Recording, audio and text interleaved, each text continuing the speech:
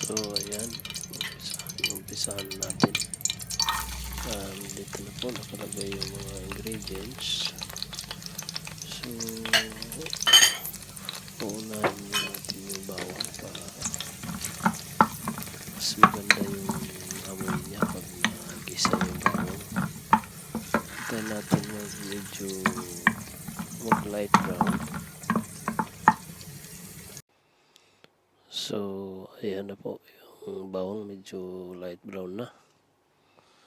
Isunod natin yung onion, tapos isunod na rin natin yung luya, at gisahin lang natin ng konti para medyo maghalo.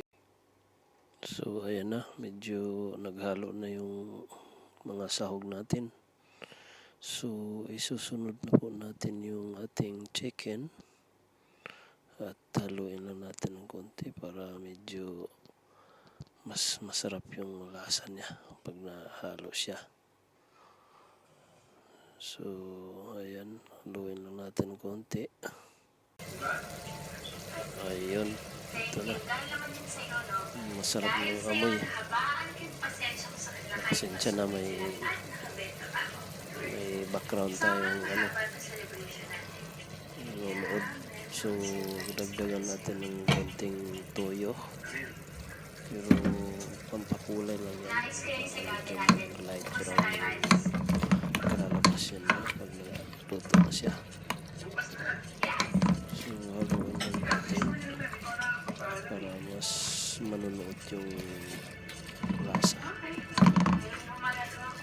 para mas masarap pag halo siya ng maigi.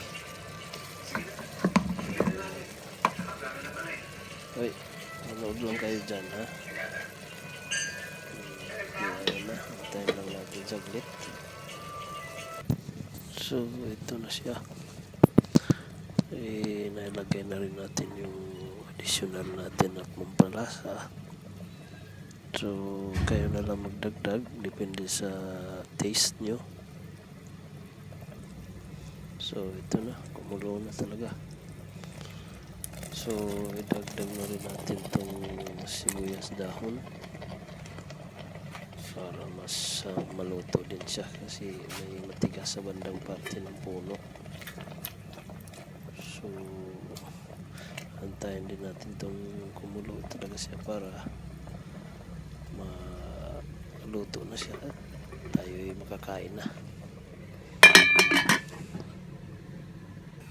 So ito na, kumulo na. So luto na to. Konting kulupan ng konti para hanguin na natin. So ito na siya, kulong-kulo na. Hanguin na natin. Ayan, luto na. Idagdag na natin yung fry garlic para mas lalong masarap. So kain na to. Tara, kain na tayo. At salamat sa panonood. I-like nyo na lang kung nagustuhan nyo. At subscribe na rin para sa update.